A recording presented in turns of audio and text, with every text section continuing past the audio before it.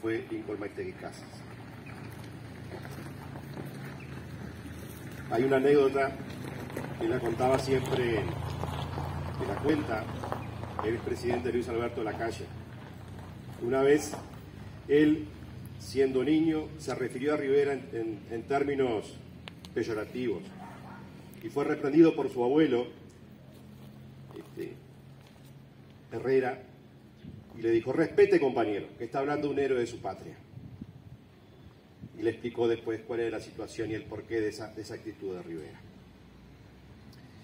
Rivera, el Pardejón Rivera, un hombre de tez oscura, hijo de andaluces, de pelo ensortijado, ¿no?, como lo recordamos en el cuadro que aparece con el pelo planchado, digamos,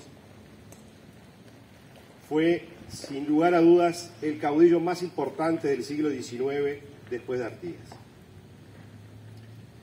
Estuvo con el caudillo oriental, con Artigas, desde la primera hora en 1811.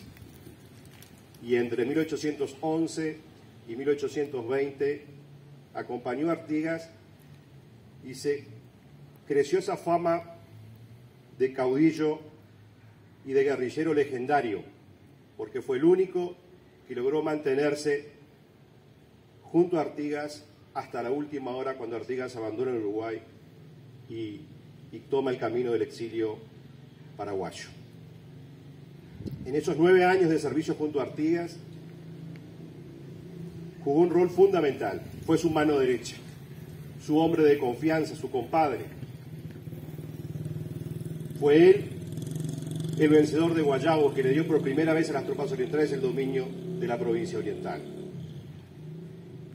Fue él el mejor general que tuvo Artigas entre sus lugartenientes, en el que podía confiar siempre, en el que le traía resultados, en el que, a pesar de que peleaba con un ejército portugués mucho más numeroso, mejor preparado, veterano de las guerras napoleónicas, a pesar de todo él lograba siempre mantener la esperanza viva, la brasa prendida, buscando la autonomía de la provincia oriental. En 1820, cuando Artigas cruza el río Uruguay para no volver jamás, ahí comienza las críticas hacia la figura de Rivera. Críticas que antes no sucedían, empezaban a suceder en los años 60 por una corriente de revisionismo histórico de cuño marxista que ha atacado sistemáticamente la figura del caudillo, porque las cosas hay que decirlas como son. Rivera, en 1820, decide pactar, después que se va a Artigas, con los portugueses, y es allí que es blanco de críticas. Tenía dos caminos: o pelear hasta la última bala, que no faltaba mucho, o pactar con los portugueses un acuerdo de paz y buscar o esperar el momento oportuno para continuar la lucha, que fue lo que hizo. Siempre fue un pragmático y un hombre de larga visión. Cuando él pactó con los portugueses, algo que pocas veces se dice, puso dos condiciones. Primero, mantener una tropa oriental armada, elemento fundamental para tener la oportunidad en el futuro de poder liberar la patria, porque sin ejército oriental armado no había ninguna posibilidad en el futuro de luchar por la independencia. Y Rivera, con los jirones que quedaban del ejército oriental, logró mantener un ejército o batallones de orientales armados durante todo el dominio portugués, que respondían a él, a su figura, bajo su mando. Y eso es un elemento importantísimo. Y la segunda condición que él puso fue que el gobierno portugués respetara a los propietarios de tierras artiguistas, a los donatarios de tierras artiguistas que habían recibido aquellos, los más necesitados, los blancos pobres, los gauchos, los indios que habían recibido tierras de Artigas en la Reforma de 1815, en el reglamento del año 15, que fueran respetados y pudiesen mantener su propiedad. Esas fueron las dos condiciones que puso Rivera, para pactar con los portugueses.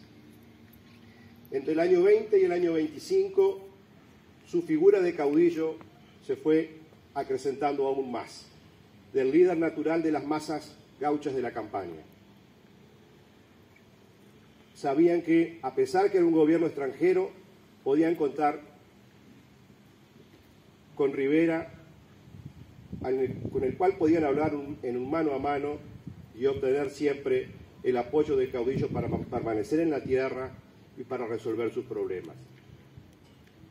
Decía Herrera Lloves una vez refiriéndose a Rivera, decía: id de Colonia a Tacuarembó o de Canelones a Paysandú y preguntad: ¿quién es el mejor jinete?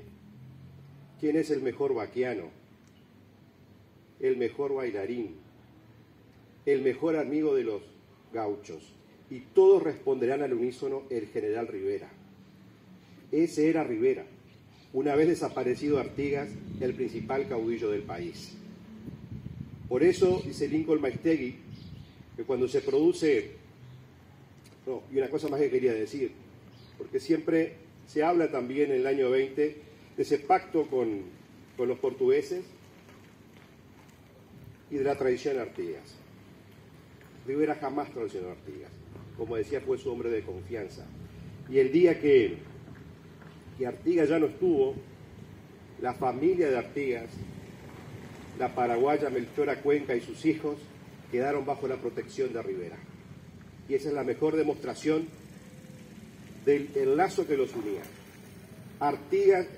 Rivera cobijó a la esposa de Artigas y a sus hijos. Tal es así que uno de ellos, Santiago Artigas, siempre se definió como riverista, llegó a ocupar el grado de general del ejército y combatió en la Guerra Grande siempre bajo las banderas del Partido Colorado. Siempre riverista, al igual que los demás hijos. Por lo tanto, quienes hablan de esa tradición no saben lo que dicen y desconocen cómo fueron los hechos históricos. En el año 25, cuando se produce la llegada de los 33 orientales, dice Maistegui Casas que fue fundamental el apoyo de Rivera para el triunfo de la causa revolucionaria. Él logró el pasaje de batallones enteros de soldados orientales en apoyo de los 33 orientales. Y cuando él se levanta en armas, es el levantamiento de toda la campaña oriental contra el dominio brasileño en ese momento. En el año 1826, ya proclamada la independencia, una independencia que todavía no era absoluta, sino se buscaba una nación más grande con las provincias argentinas, el gobierno argentino decide dividir en las tropas orientales, los batallones orientales, dividirlos entre los batallones argentinos, porque veía claramente que los orientales no se iban a quedar conformes con una independencia a medias. Y Rivera es el único jefe oriental que se opone a eso. Y les dice a los jefes argentinos y a los jefes orientales: aquellos dislocamientos van a poner en serio riesgo la autonomía de la provincia oriental. Fin último, objetivo último desde los tiempos de Artigas. Él reivindica la figura de Artigas en un momento que nadie hablaba de Artigas, porque era mala palabra hablar de Artigas, por todo lo que había pasado en los años anteriores. Sin embargo, es el único que se opone a esa división de los orientales, los mantiene unidos, porque él sabe que el germen de la orientalidad y la independencia, necesariamente en los tiempos que corrían, pasaban por tener una fuerza oriental, un ejército oriental armado. Ahí radicaba la autonomía. Eso le valió ser separado de su cargo y mantenerse afuera más de 1 año y medio de las luchas por la independencia. Cuando llegamos a 1828, la guerra entre Brasil y Argentina por Uruguay estaba estancada. Nadie se sacaba ventaja. Y Rivera sabía que eso mantenido en el tiempo iba a provocar que perdiéramos, porque siempre el imperio del Brasil más poderoso tenía más restos para aguantar la situación. Entonces él, en un momento de locura para algunos y de genialidad para otros, decide invadir Brasil con solo 1000 soldados. Imagínense ustedes invadir ese coloso que es Brasil con 1000 soldados. Y en 20 días logró conquistar el territorio de las Misiones Orientales, un territorio casi tan grande como el mismo Uruguay, en 20 días. Rivera era recibido en Río Grande del Sur como un libertador, como un hermano, como un caudillo, como un líder. Y logró ese dominio en 20 días. Y esa posición de poder del ejército uruguayo, o del ejército, en este caso, de la Confederación Argentina, le dio la posibilidad de negociar en otros términos.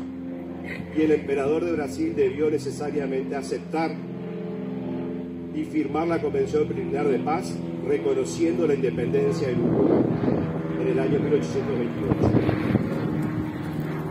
Una vez firmada la Convención Preliminar de Paz, Rivera recibe la orden de que debe retirarse de las Misiones Orientales.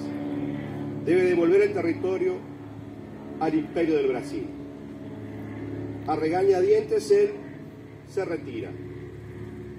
Pero el jefe portugués Mena Barreto exige que se retire hasta el río Arapey, porque esa iba a ser la frontera del Uruguay. Porque nosotros nacimos como Estado sin tener las fronteras definidas. Y Rivera se niega a retirarse hasta el río Arapey. Y en diciembre del año 28, ya con la Convención Preliminar de Paz firmada, estuvo a punto de comenzar nuevamente la guerra, porque Rivera no aceptaba ir hasta el Arapey. Y Rivera dijo, no, yo me voy a quedar en el río Cuarén, porque acá comienza mi patria. Y acá se quedó y acá fundó Bella Unión. Entonces el origen de la fundación de Bella Unión está de manera indisoluble unido a la figura de Rivera, a su genialidad, a su disposición por marcar definitivamente las fronteras de la nueva nación, a su amor por esta tierra. Es ahí que Bella Unión va a nacer por su voluntad y por su convicción de que esta tierra era tierra de los orientales. Así nació nuestra querida Bella Unión, por eso nuestro sentido homenaje a Fructuoso Rivera, primer presidente de la República, fundador de Bella Unión y fundador del Partido Colorado. Muchas gracias.